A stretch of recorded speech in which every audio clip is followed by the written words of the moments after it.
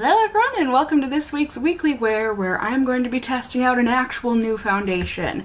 At least I think so. According to Sephora, this is actually new. And I certainly haven't tried it. This right here from YSL. This is the Yves Saint Laurent All Hours Luminous Matte Foundation 24-hour Longwear SPF 30 with hyaluronic acid. It's 56 bucks. Stuff is not cheap. Definitely has that YSL price tag. Did I count correctly? There are 40 different shades here available. So hopefully it's a good shade range. I don't know, I'm gonna need to look up some swatches and whatnot. You know, it'd be nice if they were just provided on Sephora's website, but I'm gonna try and hunt them down. Either way, 40 sounds good. 40 sounds good. The tiles look kind of similar to be considered a good shade range, but like I said, swatches usually prove at least a little different. This is going to give us full coverage with SPF and a matte finish to it. It's going to be breathable and give 24 hours of wear, full coverage, weightless feel, and the matteness is going to be luminous somehow as well for flawless complexion. These are the ingredients that are going to be good for our skin. Hopefully they do what they say. And also more good things. It's apparently an innovative formula, going to go on seamlessly and going to feel bare. It's transfer proof, waterproof, and heat resistant. And then also skincare benefits. My goodness, there's a lot of application methods here. But essentially you put it on like any other foundation and you can build up as needed. Ta-da! Got a brush, I've got a sponge, got the foundation, and we're gonna get to testing. I got the shade LN3 Light Neutral. Hopefully I picked okay. I am surprised that they say this has all this skincare in it, and yet fragrance is like halfway on the ingredients list there. I personally don't consider fragrance skincare.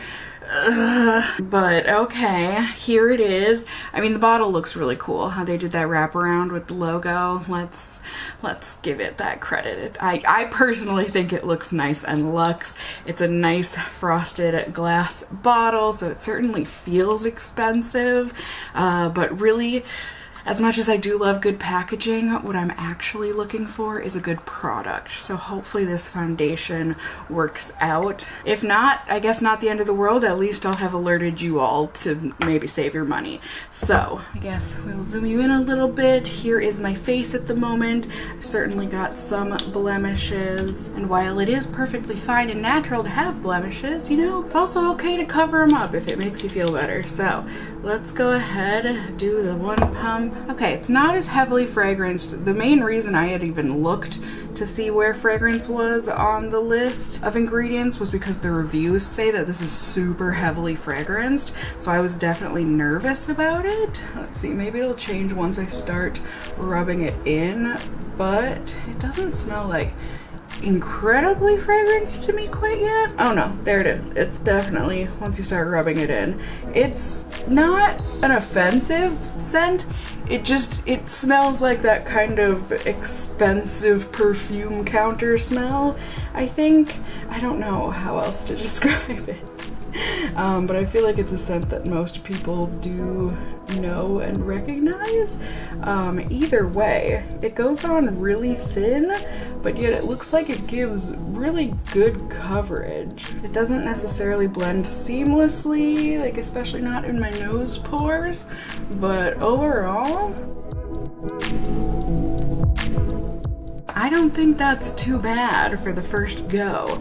Now let's see how the sponge does, if it takes away a ton of the coverage or if it just helps it to blend. I want to know. That's why I'm here. Let's find out together.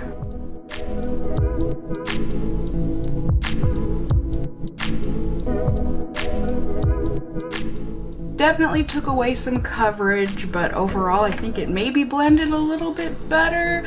I think this is going to be, at least for me, a foundation that I enjoy applying with a brush and a sponge. But overall, things look pretty dang nice. There's a couple spots where I want to see if I can build coverage like they said you can. So I'm going to go ahead and do that. Also just see if we can get it to blend on my nose a little bit better.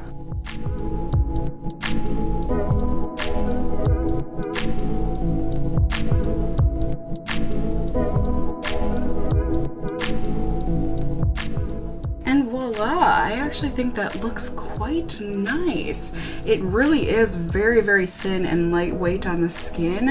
It almost like sinks into the skin, but not in a bad, pore emphasizing disappears kind of a way. So that's nice to see. It gave really good coverage. I think it does look semi-natural-ish for a foundation.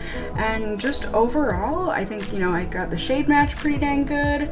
And overall, I think it just looks pretty decent. So I'm certainly not mad at it. I'm excited to wear this throughout the day and see how it does. And as always, I'm excited to take you guys along with me. So I will see you with those results at the very end of the night. Ready? Ding! Hello everyone, good evening. It's the end of the night here and I am ready to take a look at my face with you and wash up and go to bed. So let's go ahead and do that, shall we? I think overall as a whole things look pretty okay. Definitely some fading and creasing like on my forehead, but for the most part it actually does look like my skin is mostly matte. There are definitely some spots with shine, but like I said, for the most part it's looking matte, and I was not sedentary today, so there were definitely some times where I got heated, not emotionally but physically, and I never noticed any transfer or anything. It feels super lightweight, and I guess it definitely has me excited to keep on testing it. Hopefully with some concealer and primer I can get it to look and wear even better. I will get to that testing and I will bring you those results in just a second here.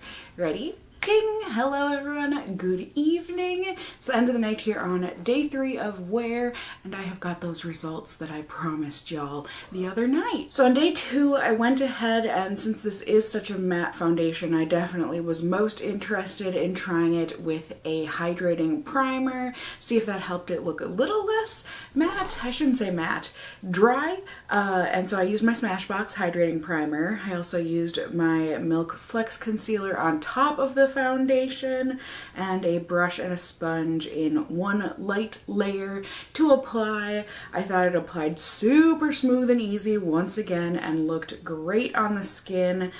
Don't get me wrong, it definitely looked like foundation on my skin. However, I just thought that it covered and looked light and good, you know, for a full, almost full coverage foundation, you know, and just using one really light layer.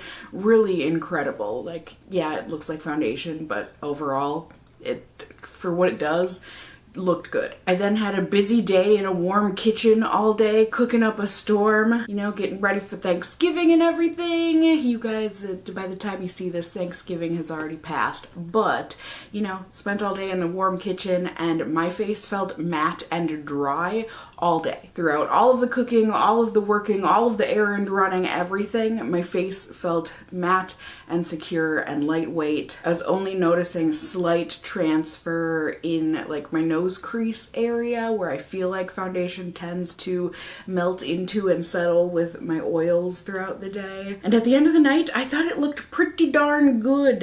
A bit dry everywhere except for my forehead, where it definitely looked a little shiny, not terribly, and there was fading around my mouth and on the tip of my nose, but there was only a very small amount of wipe off overall. So overall, excited about it. So on day 3 here, I was a little nervous to use a more mattifying primer, but you know, why not? Let's try things. So I used my Skin Ink primer and then also my Too Faced Full Cover Concealer underneath this. Just, you know, the one light layer of foundation. Once again, blended out with a brush and a sponge. Once again, pretty blown away by how smooth and lovely this applies. It really is a darn treat.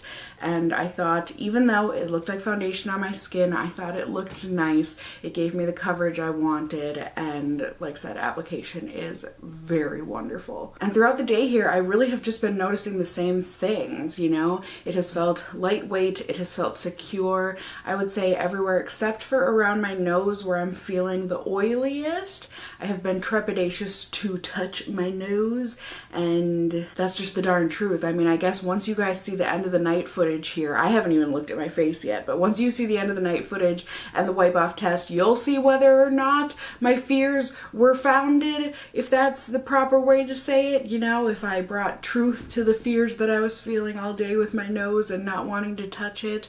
But overall, I think things look pretty okay. I definitely look like I'm wearing foundation, like said, especially on my oily spots like my forehead and my nose. And it looks like it settled into my nose creases and faded quite a bit around my nose. But overall, I don't think I'm mad at it, honestly. I'm a little iffy about it, which is strange. I know, you're probably wondering why I'm saying this when I feel like I've been doing nothing but singing the praises. Well, I think overall, you know, with pros and cons, maybe you'll be able to connect the dots in my brain a little easier. Or maybe I'll be able to come to a better, we'll see. Pros and cons, let's talk about them, shall we? Pros, obviously, have to give this huge credit in the application department. This goes on smooth like butter. I have no complaints. It is fantastically light and thin, but it just right onto the skin. Very nice application. It is also lightweight on the skin. It's not only lightweight to apply, but also throughout wear. I would say it is very lightweight, even on my oily areas. And it also feels mostly secure, and it feels matte. That part for sure. It feels matte and dry, which is lovely. Not dry like, oh, my skin is crying for moisture. Just dry in that I don't feel like I've got oils on my skin. Like I never feel wet when I'm oily, but do you get what I'm saying? Oily people, I'm sure you understand. Dry people might be a little confused, but for the most part, it just feels good. It feels nice. And it's also long-lasting for the most part. Not completely, but for the most part, I'm gonna say it's a long-lasting foundation. And the cons, my biggest one probably, I mean, maybe it's not my biggest, but definitely a big gripe, the fragrance, and the heavy fragrance at that. There is no need for that much fragrance in a foundation or any kind of skin makeup or skincare or whatever. I mean, what, it was like halfway on that ingredients list? Don't need it, don't want it. The fragrance is a huge bummer for me. Don't get me wrong, it doesn't smell bad. It smells fine. I'd rather it wasn't there for the health of my skin. It also might be a little too matte for my liking. I know, a little surprising, but it just doesn't look natural on the skin because of how matte it is. It looks like a perfectly fine foundation. Sorry if you heard fake squeak down there. But yeah, it doesn't look as natural as I would like it to. And then with my oils, I feel like the fade of it isn't always the most graceful looking. Like around my nose tonight and where I was noticing it on other nights, it kind of looks like it's starting to just wipe off instead of like it's fading. You know, I like my foundations to look like they're fading throughout the day, not that they're wiping off. So there is a big difference there.